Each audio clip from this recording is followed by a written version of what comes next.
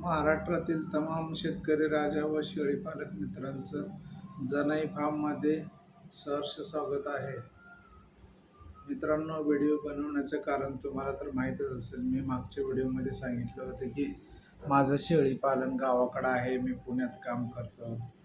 तर मला दोन दोन इथं पुण्यात काम करून गावाकडं शेळीपालन करणं शक्य होत नाही. त्यामुळं मी 20 जूनपासून टेलरिंग व्यवसाय बंद करून शेळीपालन करण्याचा निर्णय घेतला आहे. शेती व शेळीपालन आणि कुक्कुटपालन हे 2-3 शेतीला जोडधंदे व्यवसाय करण्याचा मी निर्णय घेतला आहे. तुम्हाला मागच्या व्हिडिओमध्ये सांगितलं होतं की माझं नुकसान भरपूर झालेलं आहे. तर मी पुण्यात राहून शेळीपालन करू शकत नाही आणि दुसरे गडी ठेवून किंवा दुसरं कुणीतरी भाऊ, मुलगा, आई, वडील असं ठेवून पण शेळीपालन शक्य नाही. कारण शेळीपालनाची आवड मला असल्यामुळं तो व्यवसाय मलाच करावा लागेल आणि पुण्यात राहून तो शक्य नाही. त्यामुळे मी पुण्यातलं दुकान बंद करत आहे आणि शेळीपालन नव्यानं परत एकदा सुरू करणार आहे. मागच्या व्हिडिओ मी 1-1.5 वर्ष झालं व्हिडिओ काढले होते, पण मित्रांनो मी व्हिडिओ पण काढायचं बंद केलं होतं. कारण मी आईवडिलांना सांगितलं होतं पूर्ण शेळीपालन बंद करा, तुम्हाला होणार नाही. पण ते ऐकायला तयार नाहीत. मला सांगण्यात आलं की ते म्हणले की शेळ्या आता गाभण जाऊ दे, भाकड शेळ्या कोणी घेणार नाही आणि शेळ्या गाभण गेल्यानंतर वेळेच्या अगोदर आपण विकून टाकू आणि आम्ही बंद करतो फार्म. पण त्यांनी तसं केलंच नाही. ते म्हणले तुझं एवढं नुकसान झालंय आणि आपल्याला शेळीपालन अगोदर म्हणले बंद करू आणि नंतर ते वेले शेळ्या 2-3 जेवढ्या 2-4 होत्या तेवढ्या. तर मी असा निर्णय घेतला की ज्या जूनपासून हे पुण्यातला व्यवसाय बंद करून गावाकडंच शेळीपालन हा मुख्य व्यवसाय, शेतीला जोडधंदा करायचा हा निर्णय घेतलेला आहे. आणि गावरान शेळीपालन उस्मानाबादी आपली शेळी घेऊनच मी शेळीपालन सुरू करणार आहे. आणि जूनमध्ये जायचं कारण की आता मी शेतात 2-3 वर्ष झालं वैरण करायचो, पण वाळायची वैरण उन्हाळ्यामध्ये. तर आता आपण मी स्वतः विहीर पाडलेली शेतामध्ये, विहिरीचं काम पूर्ण झालेलं आहे. थोडंफार पाणी लागलं आहे. मग चारा वैरण करावं लागेल. शेळ्याला वैरण अगोदर मेन वैरण आहे. वैरण करायचं असल्यामुळं मी गावाकडे जून महिन्यातच व्यवसाय बंद करून जाणार आहे. जून महिन्यानंतर मग जूनपासून आपल्याला लागवड वैरणीची करावं लागेल. चारा त्यांना 4-5 प्रकारचा चारा पाहिजे. सुबावळ आपल्याकडं आहे, फक्त सुबावळ आहे. मग आता आपल्याला मेथी घास, दशरथ घास आणि तुम्ही पण शेळीपालनाची सुरुवात करताना सुरुवातीला सगळ्यात अगोदर चारा पिके लावणं महत्त्वाचं आहे आणि हे मिरगालाच लावायचं. शेळी मी गेल्या शेळी घेणार नाही. मी गेल्या 2-4 महिने पहिलं चाऱ्याचं नियोजन बघणार आहे. चारा व्यवस्थित लावून 1-1.5 एकरमध्ये चारा लावणार आहे. तुम्ही पण नवीन जे कोणी शेळीपालक माझे मित्र शेतकरी राजा जो शेळीपालन करू इच्छित आहे, त्यांना माझी कळकळीची विनंती आहे, चारा पिके लावा अगोदर 3-4-5 महिने आणि मग शेळीपालन करायचा विचार करा, शेळ्या घ्यायचा विचार करा. अन्यथा तुम्ही वैरणीशिवाय शेळीपालन करू शकत नाही. सुका चारा भरपूर महाग आहे. 30 रुपये किलो तुरीचं भुसकट आहे मित्रांनो. आणि शेळीला जर आपण 2-4 किलो जर सुका चारा घातला तर त्याला खुराक 1 किलो घालायला लागेल. परवडणार नाही. दररोज 100 रुपये खर्च होईल. त्यामुळं चारा पिके लावणं महत्त्वाचं आहे. चारा शेतामध्ये लावूनच आपल्याला शेळीपालन करावं लागेल. अन्यथा शेळीपालन परवडत नाही. मग जर तुम्ही विकत चारा जर घेतला तर शेळीपालन अजिबात परवडणार नाही. आणि माझी चूक हीच झाली. माझं नुकसान एवढं कशामुळे झालं मित्रांनो, तर मला आवड आहे शेळीपालनाची. पण मी काय केलं, मी पुण्यात राहिलो आणि आईवडिलांना करून दिलं. तर ते सक्सेस झालं नाही. माझं बंद पडलं. माझ्या शेळ्या मेल्या. 10-12 लाखाचं नुकसान झाले आणि आईवडील काय ते बंद करायला तयार नाहीत. आणि आईवडिलांना म्हणलं होतं ते बंद करा आणि शेती कुणाला तर बटाईनं लावून या आणि आपण पुण्यातच राहू. पण ते शेती इथं आल्यावर 1 दिवस राहत नाहीत. मग ते मीच निर्णय घेतला की मीच गावाकडे जाऊन शेतीला जोड व्यवसाय, शेतीला पण त्यांना मदत होईल आणि शेळीपालन पण माझं होईल. शेळीपालनामध्ये पैसा भरपूर आहे मित्रांनो, भरपूर. पण त्याला नियोजन लावायला लागेल. माझ्या चुका झाल्यात. माझ्यासारख्या चुका तुम्ही पण करू नका. तुम्हाला आवड असेल तर तुम्हीच उतरा ह्या व्यवसायामध्ये. प्रशिक्षण घ्या. प्रशिक्षण घेऊन पण काही जणांचे शेळीपालन फेल गेलेत, कारण वैरण मुख्य कारण आहे. वैरण शेळी आपल्याला काय जेवायला मागत नाही, पुरणपोळी मागत नाही किंवा कपडा लत्ता मागत नाही. तिला फक्त आणि फक्त खाणं, वेळेवर खाणं जर भेटलं तर शेळी एकदम तंदुरुस्त राहते. लसीकरण वगैरे करून शेळी एक नंबर राहते. पण आपण काय करतो, मी पण तेच चुका केल्यात. म्हणून मी कळकळीची विनंती करतो की शेळी पालन करण्या अगोदर चारापिके लावा. मी लावायचो चारापिके, पण माझं काय व्हायचं, पाणी नसायचं. पाणी नसलं की मग ते उन्हाळ्यात सगळं वाळून जायचं. फेब्रुवारी, मार्च, एप्रिल, मे महिन्यात एक थेंब पण पाणी नसायचं. विहीर नव्हती अगोदर, आता विहीर झालेली. मग ते माझं सगळं वाळून जायचं. वाळून गेल्यामुळं काय व्हायचं, परत नव्यानं सुरुवात करायचं म्हणजे त्याला बियाणं, परत डुकरं त्रास देते. डुकरं लय आहेत गावाकडं, ते पूर्ण निस्तनाभूत करते. मग स्वतः मला थांबलं पाहिजे. मी विचार करून करून करून आता शेवटचा निर्णय घेतला आहे. 20 जूनला मी हे पुण्यातला व्यवसाय बंद करून मुख्य व्यवसाय माझं शेती आणि शेळीपालन हेच ठेवणार आहे आणि टोटल लक्ष शेळीपालनाकडे देणार आहे. त्याच्यामध्ये फायदा आहे. पुढं चालून माझं करिअर मी शेळीपालनामध्येच करणार आहे. शेळीपालन व्यवसाय एकदम कम्फर्टेबल व्यवसाय आहे. आणि माहीत काय होतंय, कामं कमी, कारागिराच्या जीवावर, माणसांच्या जीवावर काम आहेत पुण्यामध्ये. मला असा व्यवसाय चांगला वाटला की शेळीपालन हा असा व्यवसाय की मी स्वतः करू शकतो. गडी लावायची गरज नाही. 20-25 शेळ्या मी स्वतः त्यांना वैरण आणून, पाणी, सगळी सोय करून, खुराक वगैरे सगळं नियोजन लावू शकतो. त्यामुळे शेळीपालन हा व्यवसाय मी 20 जूनपासून गावाकडे जाऊन रान तयार करायला लावलेलं आहे. गावाकडं रान तयार करून चारा पिके लावून उन्हाळ्याची पण सोय केलेली आहे. विहीर पाडून मस्त पाणी वगैरे थोडं लागलेलं आहे. वैरण होऊन जाईल. 20-25 शेळ्यांची वैरण 1 एकरामध्ये लावून नियोजन करणार आहे. तुम्हाला पण कुणाला शेळीपालन नव्यानं सुरुवात करायची असेल तर मी विनंती करतो, चारा पिके लावा. आणि नेपियरचं एकही कांडी शेतामध्ये लावू नका मित्रांनो. माझं नुकसान फक्त आणि फक्त नेपियर गवतामुळे झालेलं आहे. बुलेट नेपियर, 4G नेपियर हे लोकांनी नावं दिलेली आहेत. हे लावू नका आणि महागड्या शेळ्या घेऊ नका. मी तुम्हाला कळकळीची विनंती करतो की महागड्या शेळ्या घेऊ नका. मी जी चूक केली ना ते तुम्ही करू नका. म्हणून माझं 4-4दा सांगणं आहे तुम्हाला. व्हिडिओमध्ये मी 2-2दा एकच शब्द बोलत असेल, पण माझं सांगण्याचं उद्देश मनापासून आहे की महागड्या शेळ्या घेऊ नका. आपल्या गावरान उस्मानाबादी, गावरान आणि एक डोक्यातला खूळ काढून टाका. गावरान वेगळी आणि उस्मानाबादी वेगळी एकच आहे. आपली गावरान उस्मानाबादी शेळी म्हणजेच उस्मानाबादी आहे. गावरान शेळी म्हणजेच उस्मानाबादी आहे. उस्मानाबादी शेळीपासून सुरू करा. तो गावरान आणि उस्मानाबादी हे ना आपल्या व्यापारी लोकांनी किंवा विकणाऱ्या लोकांनी केलेला खेळ आहे. गावरान आणि उस्मानाबादी ही एकच शेळी आहे. गावरान म्हणजेच उस्मानाबादी.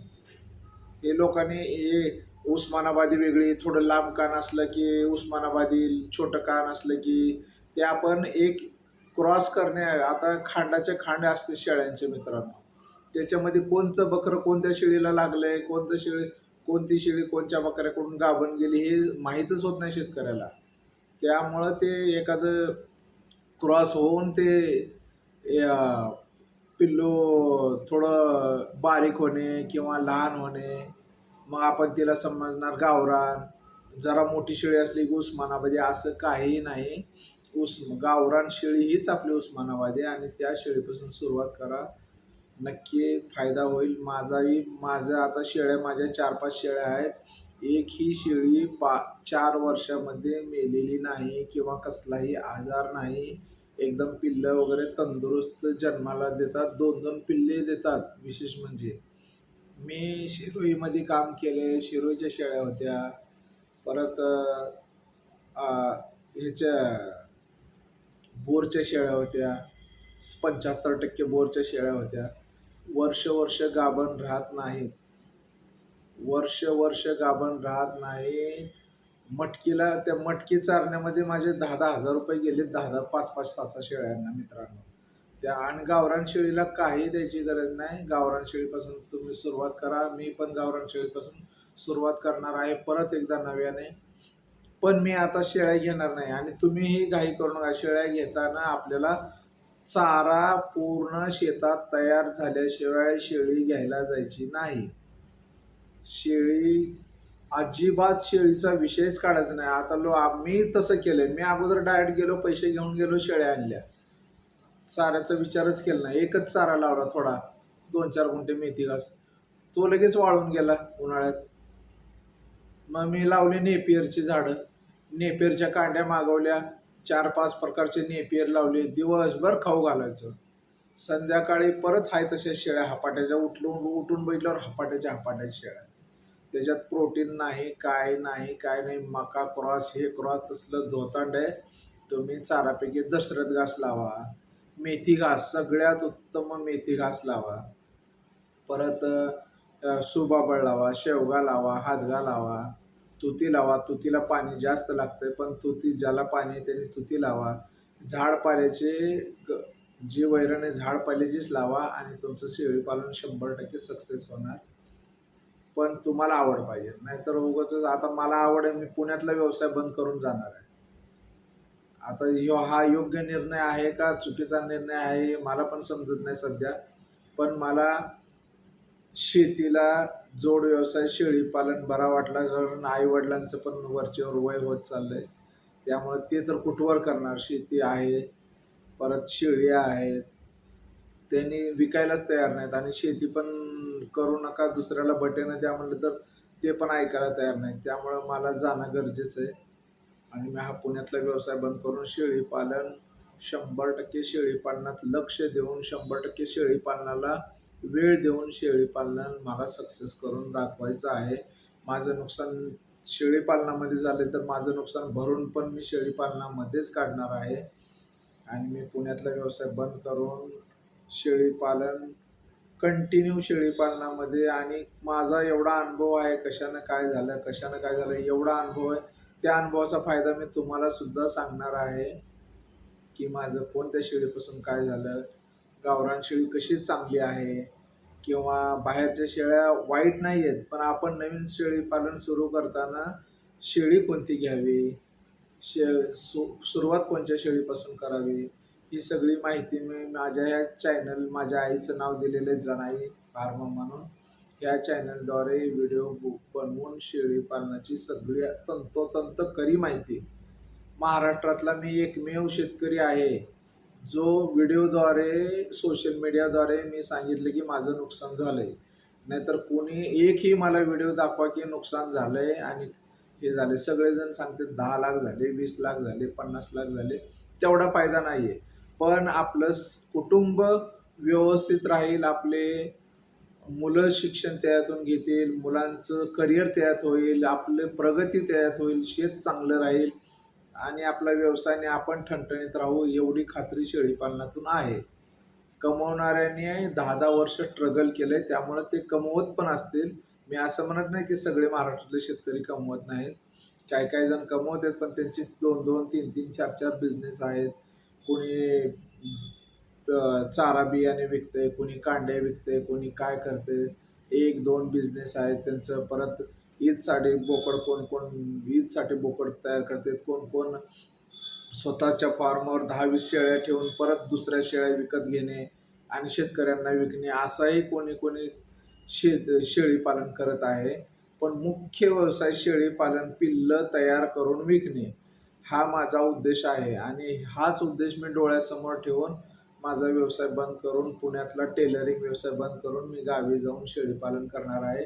आणि ज्यांना कुणाला नवीन शेळीपालन करायचं आहे त्यांना सुद्धा मी सांगू इच्छितो की तुम्ही शेळीपालन हा परवडणारा व्यवसाय आहे. होतकरू मुलांनी, नवीन शेळीपालकांनी शेळीपालन ज्याला करायचं त्यांना ह्या जूनपासून तयारी करायला लागेल.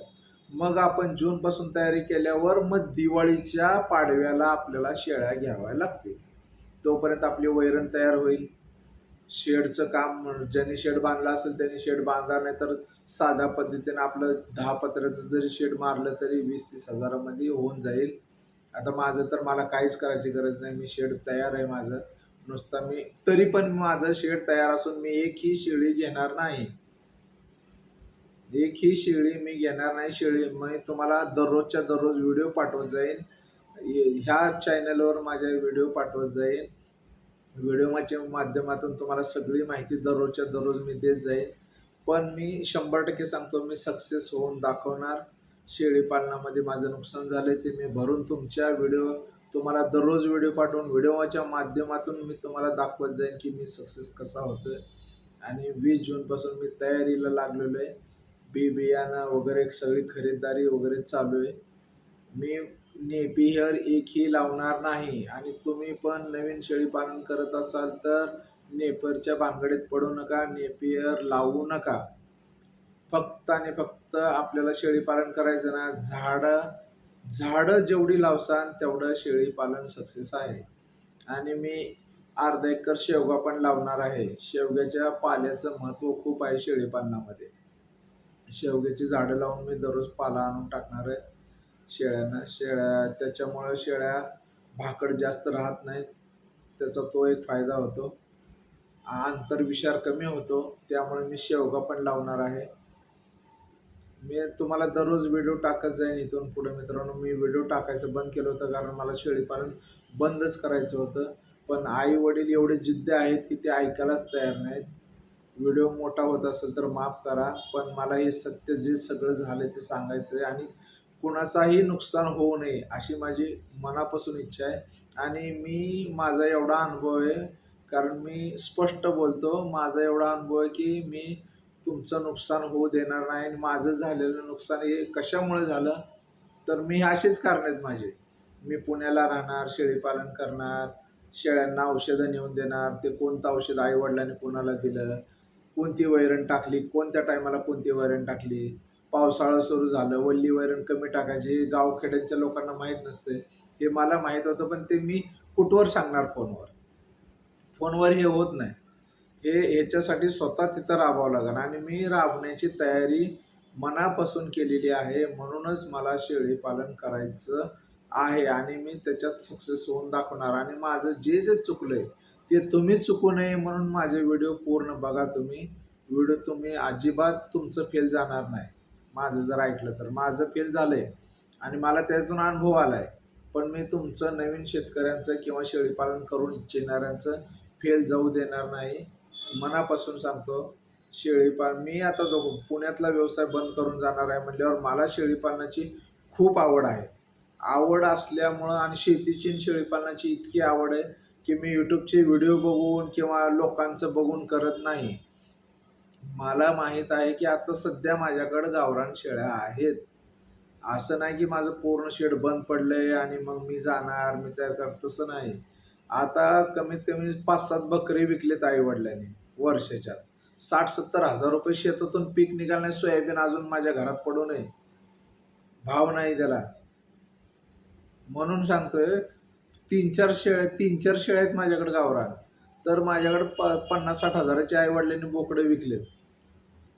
फायदा असल्याशिवाय विकतात का? आणि काय नाही, त्या उस्मानाबाद शेळीला खुराक देत नाहीत, काय नाही. राशींचं गहू आलं तर टाकतात तेवढंच, नाहीतर ते सुद्धा टाकत नाही. झाडपाल्याचं आपल्या सुबाबळ आहे. थोडं झाडपाला, शेंगाचं शेतातली थोडीफार वैरण आहे, परत सोयाबीनचं भुसकट आहे, हरभऱ्याचं भुसकट आहे, ज्वारीचा कडबा आहे. 1000-1500 कडबा निघाला आपला बारीक. माळरानाचा कडबा आहे बारीक, मस्त शेळ्या खातात. सध्या शेळ्या एकदम तंदुरुस्त आहेत. आणि गावरान शेळी पालन जर आपली उस्मानाबादी जर शेळी केली तर 1000% फायदा आहे म्हणजे आहे. दुसऱ्या शेळ्यामध्ये जास्त फायदा असेल, पण माझ्याकरता उस्मानाबादी आपल्या महाराष्ट्राचं काळं सोनं आहे ते. त्याच्यातूनच मी सुरुवात करणार आणि तुम्हाला सक्सेस होऊन दाखवणार. पुण्यातला व्यवसाय बंद करून जातोय म्हणजे मग काहीतरी शेतीमध्ये किंवा शेळीपालनामध्ये आहे. आणि आई वडिलांचा मेन त्रास कमी होईल. त्यांना शेतात करून परत शेळीपालन करावं लागतंय. तो पण एक उद्देश आहे माझा की आई वडिलांना आराम भेटलं पाहिजे. आणि शेती आपण आता करू, शेळीपालन करू असं मी मनाशी निश्चय करून हा व्यवसाय, टेलरिंग व्यवसाय बंद करून शेळीपालन करणार आहे. तर तुमचा आशीर्वाद असू द्या. तुमचं पण मार्गदर्शन असू द्या. जे कोणी व्हिडिओ बघत असतील किंवा जे कोणी शेळीपालक व्हिडिओ बघत असतील किंवा शेतकरी राजा व्हिडिओ बघत असेल, त्यांनी पण मला मार्गदर्शन करा की मी हा योग्य निर्णय घेतोय का नाही. आणि कमेंट करून सांगा. व्हिडिओ जर आवडला तर लाईक करा, शेअर करा. आणि हो, आपलं हे नवीन चॅनल आहे, तर माझ्या चॅनलला सपोर्ट करा. शेळीपालनाला आशीर्वाद द्या. मी 20 जूनला पुन्हा सोडून जाणार आहे, शेळीपालनच करणार आहे. तर कळकळीची विनंती, चॅनलला सपोर्ट करा. जय जवान, जय किसान. धन्यवाद.